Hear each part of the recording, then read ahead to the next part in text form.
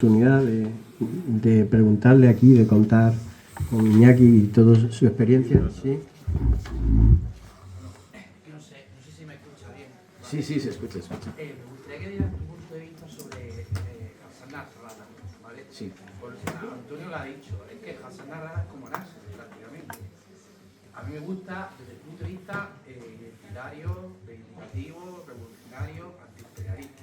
Lógicamente yo no soy islamista, no soy musulmán, respeto a todas las religiones, pero creo que es importante que esa figura se conozca, porque yo sigo, igual que habéis comentado, el curso de Nasrallah, dentro del tema de Buenamente pues, y es una figura muy interesante, es que la muerte ha pasado murió el 15 de agosto, el 16 fue asesinado, burdamente asesinado por Estados Unidos, mirando todos los tratados de derecho internacional, y eso ha sido algo que los movimientos sociales lo han dejado de lado, básicamente porque se desconoce realmente la figura de este líder.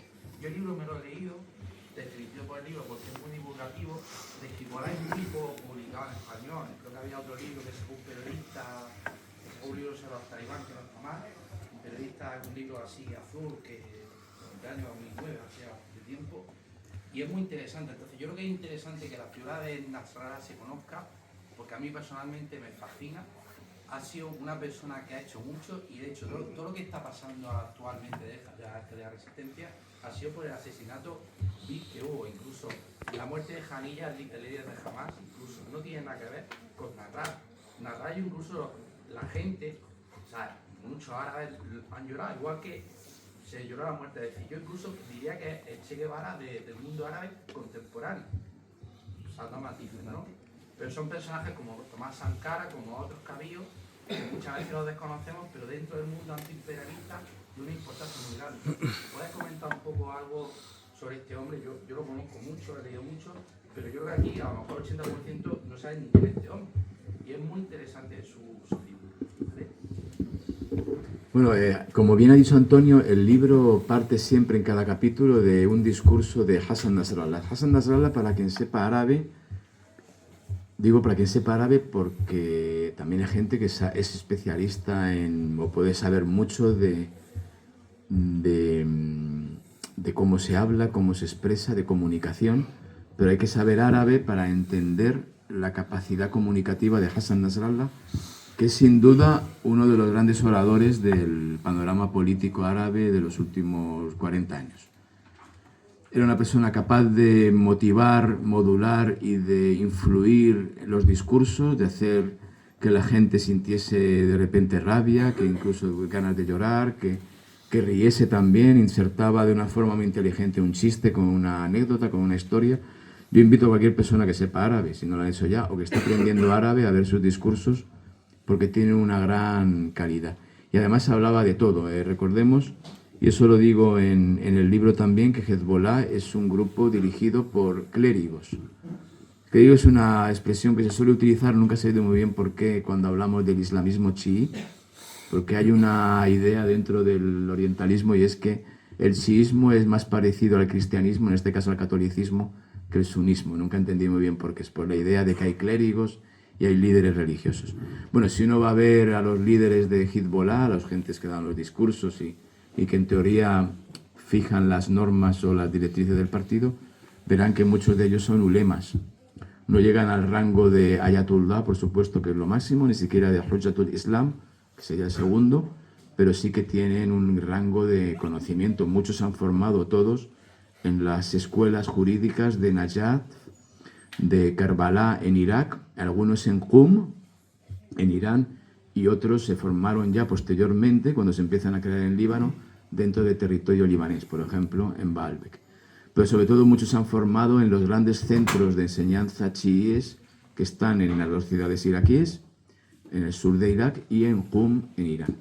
Nasrallah se formó también en el sur de Irak, y por lo tanto tiene ese bagaje de gran hombre de religión, conocedor de la jurisprudencia islámica y sobre todo de la jurisprudencia chií, en este caso duodecimana. Sabemos que los duodecimanos creen en 12 imanes a partir del profeta Muhammad, y a partir de ahí se va revelando, se va transmitiendo la sabiduría, por así decirlo, o la capacidad de liderazgo de un imán a otro, hasta el duodécimo. El duodécimo desaparece, y según la cosmogonía chií aparecerá al final de los tiempos y marcará lo que marcan todas las religiones monoteístas, que es el principio del reino celestial o de la venida, de lo que habrá más allá de la muerte y la otra vida. Hassan Nasrallah, entonces, es un hombre que aúna el conocimiento religioso, por su formación religiosa chií, que es un gran comunicador, un gran orador y sobre todo es un líder político y militar. Sus discursos están llenos de referencias militares y políticas. Y era un hombre que modulaba muy bien su capacidad de comunicar, hasta el punto de que cuando se produce el 7 de octubre, sobre todo a partir de noviembre o diciembre, recordemos que hay un mes desde el 7 de octubre en que Hezbollah se mantiene con un perfil muy bajo, no aparece en Nasrallah, algo que llamaba mucho la atención, no da discursos, y de repente al cabo de un mes y medio, empieza a dar un discurso, algunas veces uno por semana. Bien, estos discursos paralizaban buena parte de la comunidad libanesa, eran de gran interés para la zona, pero también para los israelíes. Los israelíes, sobre todo los analistas políticos y militares, dedicaban programas de televisión, y lo siguen dedicando, a analizar lo que decía Hassan Nasrallah en cada discurso. Porque era un poco la pauta de lo que iba a hacer Hezbollah en ese momento y en las semanas siguientes. En ese sentido, era un gran comunicador y desde luego tenía una capacidad oratoria magnífica, con independencia de lo que uno pueda pensar sobre esta persona en cuestión. Pero su capacidad de comunicación y de influencia eran brutales. Ya digo que cualquier persona lo puede seguir. Yo en verano, antes de hacer el libro, todos los discursos de él los veía en directo. Algunos discursos de hora y media, 2 horas, 60 minutos, 90 minutos, y podía hablar de cualquier cosa. Era algo increíble ver cómo una persona es capaz de enlazar un asunto con otro, pasar a otro, pasar a otro, pasar a otro, desde diversas ópticas y perspectivas. En ese sentido, era una persona con un gran conocimiento y una capacidad de expresión que además, y eso también interesa a los que saben algo de retórica, y en concreto la retórica árabe, era capaz de utilizar varios niveles de árabe. Pasaba de un árabe culto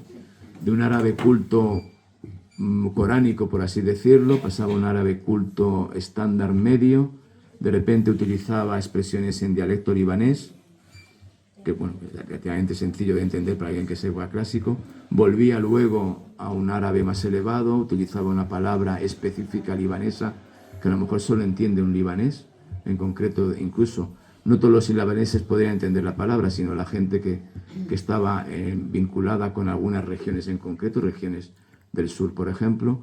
Volvía luego a un nivel de clásico medio, es decir, era una persona que combinaba tanto saberes como esas capacidades de comunicación.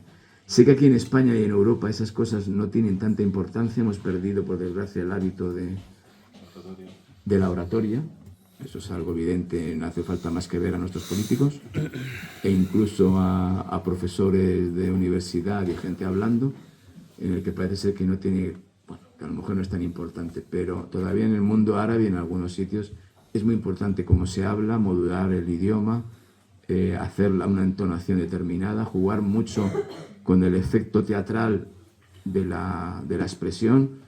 Hassan Nasrallah lo hacía mucho, de repente hablaba y era como una motocicleta, se iba encrespando el solo poco a poco y acababa en un estallido de furia. Perdón, y repetía la misma frase 2 o 3 veces para hacer hincapié en una idea. Creaba un lema, eso también es una base de la oratoria. Cualquier persona que sepa de esto, sobre todo de oratoria política, sabe muy importante lo que es crear lemas y frases contundentes. Y era extraño que en un discurso no apareciese algún tipo de expresión de ese tipo. Por eso digo que en el libro he intentado traducir algunos de estos discursos. Y además hay uno que me gusta a mí mucho, que es cuando habla de la relación entre nazismo y sionismo, en el sentido del comportamiento. Por supuesto no tiene nada que ver en cuanto a ideología, son dos cosas distintas, pero el comportamiento, como el desprecio hacia el otro. Esto es algo que llama la atención porque, ya digo, esto se lo cuentas a mucha gente, y como tenemos esa visión de islamistas brutales, sanguinarios, criminales, asesinos, antimodernos, antihumanidad, antimodernidad, pues choca mucho. Pero desde luego hay una riqueza discursiva y forma de entender el mundo que se puede ver en los discursos. Luego también Hassan Nasrallah hace algo muy importante desde el punto de vista de Hezbollah, que es lo que llamamos la libanización de Hezbollah. Hezbollah en los primeros compases era un partido que estaba fascinado por Irán, por lo que representaba la revolución islámica iraní, y lo que hace Hezbollah es decir, bueno, sí, nosotros reconocemos la autoridad moral del líder que está en Irán. Si ustedes van a una sede de Hezbollah, verán que siempre hay dos cuadros, y uno es Khamenei y Khomeini. Lo he visto yo en todas las veces que he entrado en alguna sede de Hezbollah, están los dos cuadros. Igual que en la sede de Amal, que es otro partido islamista, está la imagen de Musa Sadr, que es el referente de la comunidad chií, o cuando vas a las falanges libanesas, que es el partido de la derecha maronita tradicional, que son todos maronitas, está la imagen del fundador del partido. Y ve símbolos, uno, que le retraen a Francia, porque hay una relación muy directa entre algunos partidos libaneses y Francia.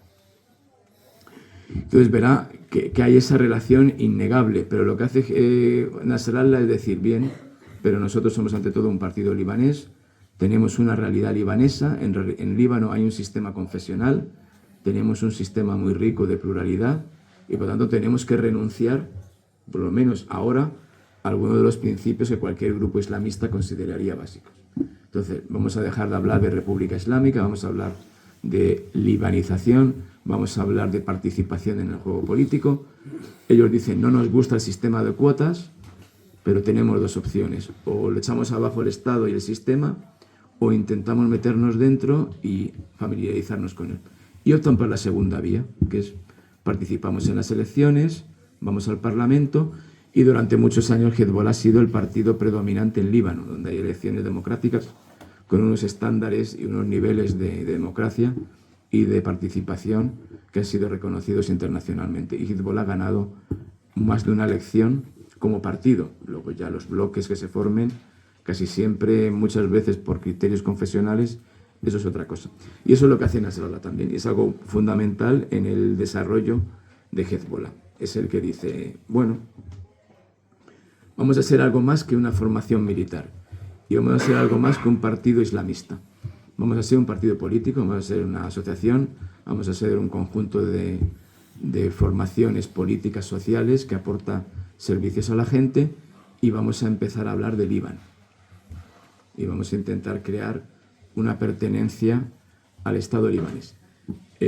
Aquí también hay que decir una cosa, uno de los grandes problemas del mundo árabe es la falta de pertenencia nacional que se ve en determinados sectores. Muchas veces estos estados nacen de diseños un poco exportados o con una imposición, una rapidez que no han permitido que la gente muchas veces se sienta como perteneciente a una nación o a una idea nacional. Pero muchas veces, y eso lo dicen las encuestas hoy en día, como les preguntas tú qué te sientes, pues muchos te van a decir, pues yo soy musulmán antes que miembro de mi país, o yo pertenezco a una tribu antes que declararme miembro o ciudadano de esta nacionalidad. Y lo que intenta hacer Nasrallah, esto es algo también muy importante y novedoso dentro de ese espectro islamista local, es decir, somos un grupo libanés, islamista, chií, relacionados con Irán, nunca lo han negado, siempre lo decía Nasrallah, nuestro agradecimiento a la República Islámica de Irán por el apoyo que nos da, y porque sin la República Islámica de Irán no habríamos podido resistir a la ocupación sionista, siempre lo han dicho. Pero al mismo tiempo decían, nosotros somos un partido libanés y tenemos la necesidad de defender los valores y la idiosincrasia libanesa, que ya digo es una idiosincrasia muy, muy, muy complicada y variada. Y en ese sentido, en efecto, Nasrallah impone un sello y una forma de actuar que es completamente novedosa. Y sí, ha sido un referente y un icono para muchos árabes, muchos musulmanes y gente más o menos afín a la idea de la resistencia, pero también hay que decir que a raíz de algo también que ha señalado Antonio, que es la intervención en Siria, la popularidad de Nasrallah se ve muy tocada en determinadas zonas, en determinados ámbitos, sobre todo en países